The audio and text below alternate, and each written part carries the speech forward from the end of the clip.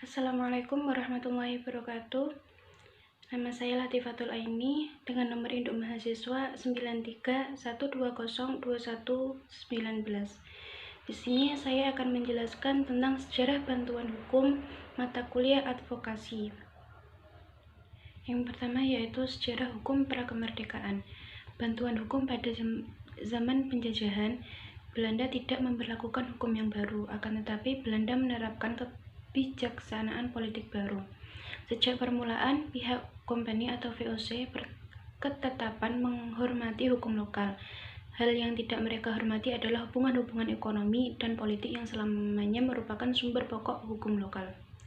Negara Eropa mempunyai dua kitab undang-undang hukum acara. Yang satu untuk perkara perdata dan yang satunya adalah untuk perkara pidana. Dan tahun 1950-an kedua kitab undang-undang ini memuat ketentuan-ketentuan termasuk jaminan hak-hak pribadi yang termaktub dalam kitab undang-undang di Belanda. Untuk orang Indonesia cukup disediakan dalam kitab undang-undang baik untuk perkara perdata dan pidana yaitu Heeresgrenz Inlandsreglement atau HIR. Dalam masa pendudukan Jepang terhadap golongan Eropa dan Tionghoa diberlakukan Burgerlijk Wetboek atau BW dan Wetboek van Koophandel atau WVK. Sedang untuk golongan Indonesia asli berlaku hukum adat. Selanjutnya, bagi golongan-golongan lainnya berlaku hukum yang diberlakukan bagi mereka menurut peraturan dahulu. Di Indonesia, bantuan hukum sudah ada sejak tahun 1500 Masehi, bersamaan dengan datangnya bangsa Portugis, Spanyol, Inggris, dan Belanda ke Indonesia. Pada awal perkembangannya, bantuan hukum ini merupakan manifestasi dari sikap kedermawanan yang umumnya dilakukan oleh patron kepada klien. Kemudian, bantuan hukum berkembang sejalan dengan perkembangan profesi hukum di Indonesia. Yang selanjutnya, profesi bantuan hukum menjadi professional responsibility atau tanggung jawab profesi. Dalam perkembangan selanjutnya menjadi tanggung jawab sosial yang diselesaikan tidak hanya masalah hukum yang litigasi, tetapi juga non-litigasi. Selanjutnya yaitu bantuan hukum pasca kemerdekaan. Sejak Indonesia merdeka, pemerintahan RI telah mengeluarkan berbagai macam peraturan perundang-undangan yang berkaitan dengan bantuan hukum di muka persidangan. Peraturan perundang-undangan tersebut yang pertama yaitu Undang-Undang Nomor 1 Tahun 1946. Undang-undang ini membahas tentang peraturan hukum pidana. Dalam undang-undang tersebut diatur di dalamnya tentang kedudukan advokat dan orang-orang yang memberikan bantuan hukum. Yang kedua yaitu Undang-Undang Nomor 1 Tahun 1950 tentang Mahkamah Agung. Undang-undang ini mengatur tentang susunan kekuasaan Mahkamah Agung yang mempunyai kedudukan tertinggi untuk mengawasi jalannya peradilan. Yang ketiga, Undang-Undang Darurat Nomor 1 Tahun 1951. Undang-undang ini mengatur tentang tindakan-tindakan sementara untuk menyelenggarakan kesatuan susunan kekuasaan dan acara pengadilan sipil. Yang keempat, Heeresgrenz Inlandsreglement atau HIR. Dalam hubungannya dengan tugas dan kewajiban advokat dan pemberi bantuan hukum di muka persidangan diatur dalam beberapa pasal HIR. Di antaranya pasal 250 ayat 5 HIR, pasal 254 ayat 1 HIR, pasal 123 HIR Undang-Undang Nomor 19 Tahun 1946 tentang ketentuan pokok kekuasaan kehakiman yang pada intinya seseorang yang terkena masalah hukum berhak mendapatkan bantuan hukum dari seorang ahli hukum. Secara formal, bantuan hukum di Indonesia sudah ada sejak zaman penjajahan Belanda. Hal ini bermula pada tahun 1848 ketika di Belanda terjadi perubahan besar dalam sejarah hukumnya.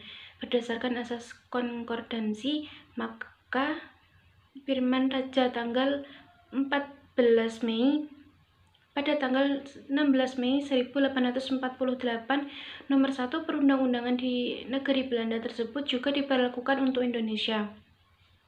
Antara lain tentang susunan kehakiman dan kebijakan pengadilan yang disingkat dengan RO-STP 1847 nomor 23 contoh STP 1848 nomor 57 dengan segala rubahan dan tambahannya.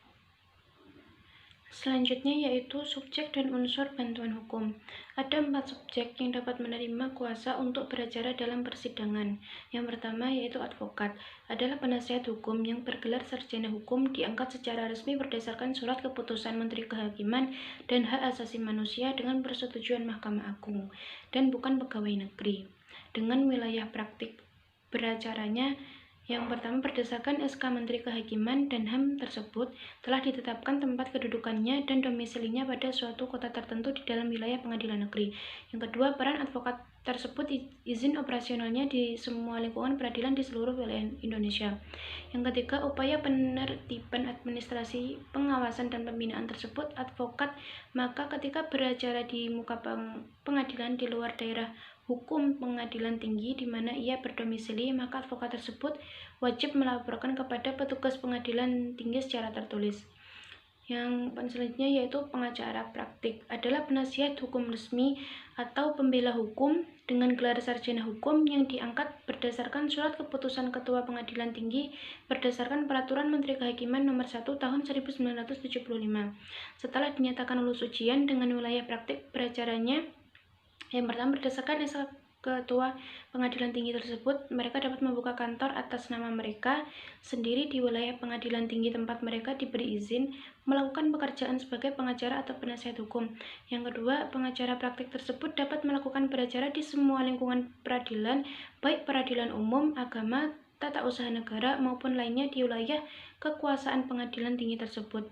Yang ketiga, untuk penertiban administrasi, pengawasan, dan pembinaan, ketika pengacara praktik tersebut beracara di muka pengadilan di luar daerah hukum peradilan negeri tempat domisilinya, maka ia wajib melaporkan secara tertulis. Yang ketiga, lembaga bantuan hukum pada Fakultas Hukum. LBH Fakultas Hukum atau Syariah dapat memberikan bantuan hukum di muka pengadilan di daerah hukum pengadilan, di mana LBH tersebut terdaftar. Apabila berpraktek di luar wilayah pengadilan negeri namun masih dalam wilayah pengadilan tinggi tempat kedudukannya, maka ia harus mendapat izin praktiknya dan menyampaikan izin praktik tersebut kepada yang pertama, Ketua Pengadilan Tinggi di luar Pengadilan Tinggi Umum, yang kedua, Ketua Pengadilan Negeri di tempat terdaftar, yang ketiga, Ketua Pengadilan di luar Pengadilan Negeri yang dituju.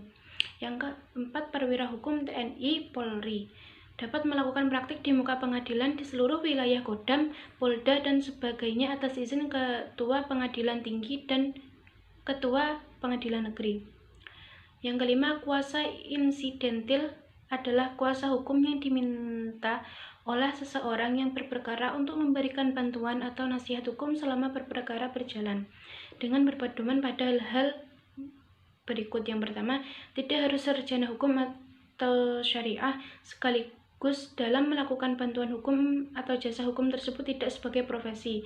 Yang kedua, cukup memperoleh izin Ketua Pengadilan Agama atau Pengadilan Negeri atau Pengadilan Tata Usaha Negara di wilayah hukum di mana yang bersangkutan diminta untuk memberikan bantuan hukum untuk 1 tahun perkara saja. Untuk 1 tahun 1 perkara saja. Yang ketiga, tidak diperlukan memiliki izin praktik dari Ketua Pengadilan Tinggi, akan tetapi wajib melaporkan izin dari Ketua Pengadilan Agama tersebut secara tertulis kepada Ketua Pengadilan Tinggi tersebut. Selanjutnya, unsur bantuan hukum. Yang pertama, adanya jasa hukum. Adanya jasa hukum adalah pemberian bantuan diberikan dalam ruang lingkup permasalahan hukum yang dialami oleh orang yang membutuhkan bantuan karena keterlibatannya dalam masalah hukum, sedangkan orang tersebut kurang mengerti hukum atau kurang mengetahui hukum, dan orang tersebut yang tidak mampu dalam segi keuangan. Yang kedua, tindakan untuk menjadi pembela atau kuasa di luar maupun di dalam pengadilan.